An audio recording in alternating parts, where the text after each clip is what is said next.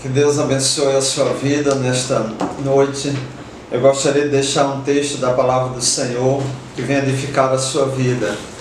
Está aqui no Salmo de número 51, a experiência do rei Davi após ter pecado, após ter caído em adultério, e Deus lhe ensina algumas coisas. Eu gostaria que isso pudesse trazer lições preciosas na sua vida.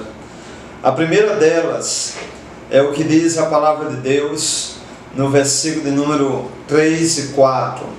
Pois eu conheço as minhas transgressões e o meu pecado está sempre diante de mim. Pequei contra ti somente, e fiz o que é mal perante os teus olhos. O pecado de Davi foi algo consciente. O pecado não é um acidente de percurso. O pecado não é um detalhe na vida do ser humano. O pecado é algo que eu faço, transgrido a lei de Deus, ultrapasso os limites de Deus. E Davi diz que o pecado que ele cometeu não é responsabilidade de Deus, não é simplesmente por uma tentação causada ou trazida pelo inimigo, mas é uma responsabilidade sua. Ele assume a questão do pecado diante de Deus. Uma outra questão importante é o que diz no versículo 5: eu nasci na iniquidade e em pecado me concebeu minha mãe. No Brasil, nessa cultura religiosa que nós herdamos da tradição dos nossos pais, muitas vezes é ensinado que nós já temos Jesus na nossa vida, que já nascemos com Ele. Mas a Bíblia não diz isso. A Bíblia diz que nós nascemos com a semente do pecado na nossa história, na nossa vida, por causa do pecado de Adão e Eva. Outra coisa importante que eu observo aqui no versículo 10 é que Davi reconhece que há uma necessidade na sua vida de um coração puro e de um espírito inabalável. E são coisas, a seu ver, que ele não tem condição de produzir por si mesmo. E ele pede a Deus: Deus, cria em mim um coração puro. Por quê? Davi pecou, Davi deitou-se com a mulher que não era sua esposa, porque não tinha um coração puro. Apesar de ser um homem comprometido com Deus, havia algumas coisas no seu coração que o levaram a inclinar-se para o pecado. E não é pecado pedir a Deus que Ele gere em nós algumas virtudes que vão nos ajudar na vida espiritual. Uma outra questão importante é que o texto nos mostra que ele perdeu a alegria da sua salvação.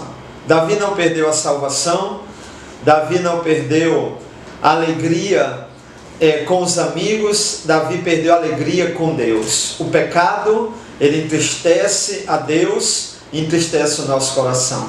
O pecado nos afasta de Deus.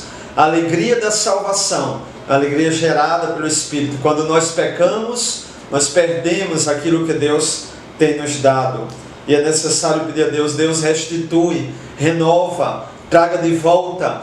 Muita tristeza na vida das pessoas são devidas a tribulações, a problemas difíceis, abalos emocionais, situações de perdas, mas algumas situações na vida de alguns cristãos é semelhante a Davi, a tristeza por causa do pecado. E só há um caminho, é pedir que Deus renove, confesse o seu pecado e busque de Deus a renovação. E por último, o versículo 17, ele deixa bem claro que para Deus o que importa, o mais vital na vida cristã, é um coração quebrantado, é um espírito quebrantado.